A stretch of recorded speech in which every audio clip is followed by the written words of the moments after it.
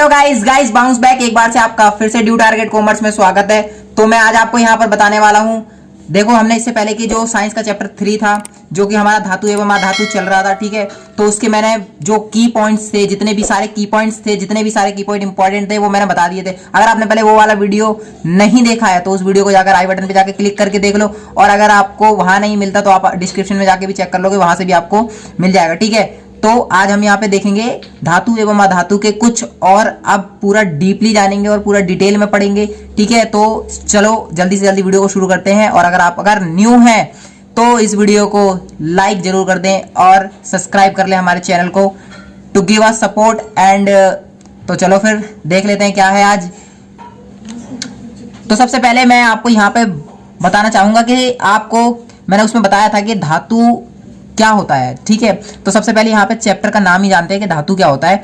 तो धातु वो पदार्थ होते हैं गाइस, ऐसे पदार्थ होते हैं जो क्या करते हैं, इलेक्ट्रॉन को खोकर धनायन बनाते हैं। वो सभी क्या कहलाते हैं, धातु। अभी समझ नहीं आया, देखो मैंने ऐसा कुछ लिखा हुआ है, सोडियम 11 23, इस तरीके से आपने 9th में कुछ देखा होगा। ये क्या होती है, परमाणु संख्या होती है, ठीक है। और ये क्या होता है, ये होती है परमाणु संख्या, और ये क्या होता है, परमाणु द्रव्यमान। यानी सोडियम की परमाणु संख्या 11 है, द्रव्यमान इतना है। जब ये इलेक्ट्रॉन एक निकालेगा अपने में से, तब इसके ऊपर क्या आता है, प्लस का चार्ज आता है, ठीक है। तो इसलिए ये क्या हो जाएगा, सोडियम, यानी कि ये क्या हो जाएगी, ये धातु कहलाएगी, ठीक है ना।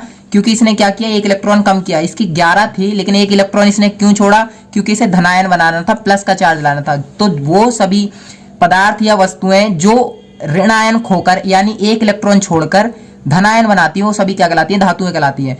अब हम धातुओं को ना अपनी भौतिक, यानी जो हमें नजरों से नजर आ जाती है ना, आंखों से दिखाई दे जाती है, उसके आधार पर हम कैसे कहेंगे कि वो चीज धातु है। यानी कि वो चीजें हमें नजर भी आती हैं और हम उनको अपनी लैंग्वेज में कैसे उसको हम धातु कहते हैं, इस चीज के बारे में कि वो धातु है, तो हम अपनी नॉर्मल लैंग्वेज में उसको कैसे कहते हैं। तो भौतिक गुणधर्म, भौतिक यानी कि जो हमें नजर आते हैं। तो रासायनिक गुणधर्म भी होते हैं धातुओं के, लेकिन हम भौतिक गुणधर्मों के बारे में जानेंगे सबसे पहले। तो सबसे पहला जो भौतिक गुणधर्म होता है धातु का, वो क्या होता है, धायित्व चमक। इसका क्या मतलब है, धात्विक चमक का मतलब होता है कि आपने देखा होगा जितनी भी धातुएं हैं वो क्या करती हैं, चमकती हैं। यानी धातु अपने शुद्ध रूप में, धातु की जो सतह होती है वो क्या होती है, चमकदार होती है। तो धातु के इसी गुण को, यानी कि धातु की सतह के चमकदार गुण को क्या कहा जाता है, धात्विक चमक कहा जाता है। तो आपने स्टील के बर्तन वगैरह देखे होंगे, वो सारे क्या है, धातुएं हैं। तो उनकी क्या होती है, सतह जो होती है चमकदार होती है। और आघात वर्धिता, अब आघात वर्धिता क्या होती है, धातुओं का ऐसा गुण,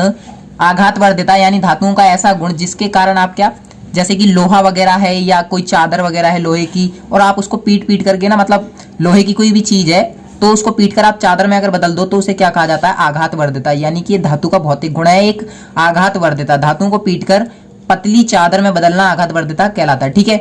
अब धातु को पतली तार, अब देखो एक क्या होता है, तन्यता, एक आघात वर्धिता, दूसरा आता है तन्यता। यानी धातु को खींचकर, अब खींचेंगे कैसे, पहले उसे पिघलाएंगे, फिर उसे खींच करके तार बनाने की जो क्षमता होती है उसे क्या कहा जाता है, तन्यता। यानी आपको एक फैक्ट भी बता देता हूं, इसमें ही फैक्ट है कि 1 ग्राम सोने से ना 1 किलोमीटर लंबी तार बनाई जा सकती है। जी हाँ, 1 किलोमीटर लंबी तार बन सकती है इससे, ठीक है। तो अब धातुओं, एक और इसका भौतिक गुणधर्म क्या है कि धातुएं उष्मा की अच्छी चालक होती है। उष्मा यानी कि उसमें से इलेक्ट्रिसिटी पास हो सकती है। आप जो कोई लोहे की चीज अगर करंट में छुपाते हो तो आपको करंट लगता है ना, इसी तरीके से। तो इसके कुछ उदाहरण देखते हैं उष्मा की चालक के। सिल्वर हो गया, कॉपर हो गया, इनसे क्या होती है, उष्मा आराम से जा सकती है, जल्दी गर्म हो जाते हैं, हीट हो जाते हैं, ठीक है। अब देखते हैं ध्वनिक। ध्वनिक का क्या मतलब होता है, जो कठोर सतह से जब धातुएं टकराती हैं, यानी कि कोई बर्तन भी गिरते हैं, धातु वगैरह कुछ भी गिरता है, तो क्या एक आवाज उत्पन्न होती है, उसे ही क्या कहा जाता है, ध्वनिक कहा जाता है। यानी कि सोनोरस, इंग्लिश में सोनोरस कहा जाता है, हिंदी में ध्वनिक कहा जाता है। यानी धातु का किसी कठोर सतह से टकराकर ध्वनि उत्पन्न करना क्या कहलाता है, स्वानिक।